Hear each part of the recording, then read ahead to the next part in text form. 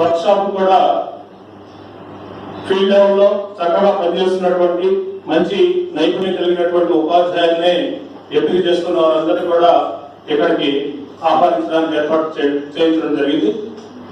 గౌరవ డిఓ గారిని ఈ వర్క్ షాప్ అధ్యక్షత వహించవలసిందిగా, అలాగే మరి ఎడ్యుకేషన్ లో దాదాపు అనేక మార్పులు చేర్పులు అనేది తీసుకోవడం జరుగుతుంది. ఉన్నాయి, దాంతో పాటు ఇంకా అదనంగా మార్పులు చేర్పులు చేయాలనే ఉద్దేశంతో మరి రీసెంట్ గా స్టేట్ వైడ్ ఒక వర్క్ షాప్ అనేది కండక్ట్ చేసినారు.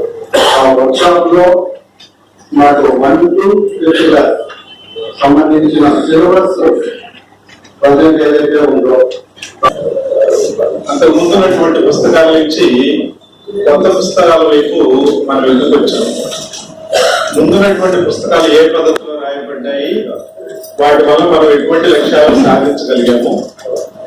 తర్వాత 2012 నుంచి మన పాఠశాలలో వచ్చినటువంటి ఈ పుస్తకాల ద్వారా మనం ఏం సాధించాము, ఈ పుస్తకాలు తయారు చేయబడినటువంటి విషయాలు, ఆబ్జెక్టివ్స్, గోల్స్ ఏంటివి, రెండు మధ్య ఏం తేడా ఉన్నది, ఈ పుస్తకాలు ఎంతవరకు మనం కరికులం యొక్క గోల్స్ ని సాధించడంలో సక్సెస్ అయినాయి అనేటువంటి దాన్ని చర్చించకుండా కొత్త పుస్తకాలను రాయడం లేదా ఉన్న పుస్తకాల్లో మార్పు కుదరదు అని అభిప్రాయపడ్డారు.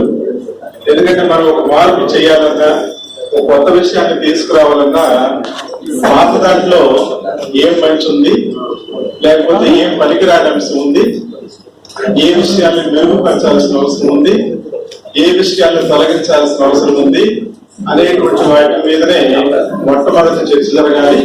ఆ తర్వాతే మార్పులు చేర్పులు కొనుక్కోవాలనేటువంటిది SCERT యొక్క ఉద్దేశం.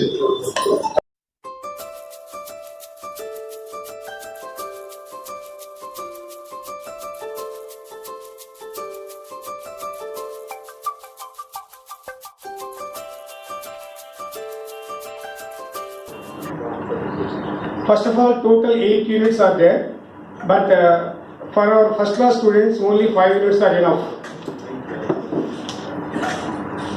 The themes must be simple to complex and known to unknown. For example, first ఉన్నటువంటి ఒక యూనిట్ లో పిల్లవాడికి ఫెమిలియర్ గా లేదండి, he is అని ఉంటుంది. అది చాలా డైలమాలో ఉంటున్నారు. ఆ రైమ్ అనేటువంటిది కంపల్సరీగా తీసేయాలి అనేటువంటిది నేను రికమెండ్ చేస్తున్నాను sir. Next, the themes must be introduced in the form of short stories with minimum usage of the text. అంటే ఆ టెక్స్ట్ అనేటువంటిది తగ్గించి ఒక స్టోరీ రూపంలో, షార్ట్ స్టోరీ రూపంలో ఇవ్వమంటున్నాం సార్. అంటే టెక్స్ట్ ఎక్కువ అవుతుంది.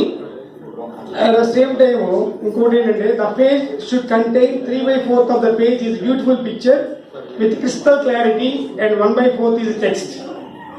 ఇక్కడ ఏంటంటే వాళ్ళు ఇచ్చినటువంటిదేమో బొమ్మ ఏమో చిన్నది ఇస్తున్నారు, టెక్స్ట్ ఏమో ఎక్కువ ఇస్తున్నారు.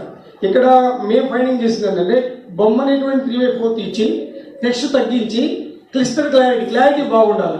అంటే పిల్లవాడికి ఆ బొమ్మ అంబిగ్యూటీగా ఉంటుంది, అది ఏది అనేది అర్థం కావట్లేదు. అంటే ప్రింటింగ్ మిస్టేక్స్ కావచ్చు, ఏదైనా కావచ్చు, అది క్లిస్టర్ క్లారిటీ ఉండాలండి.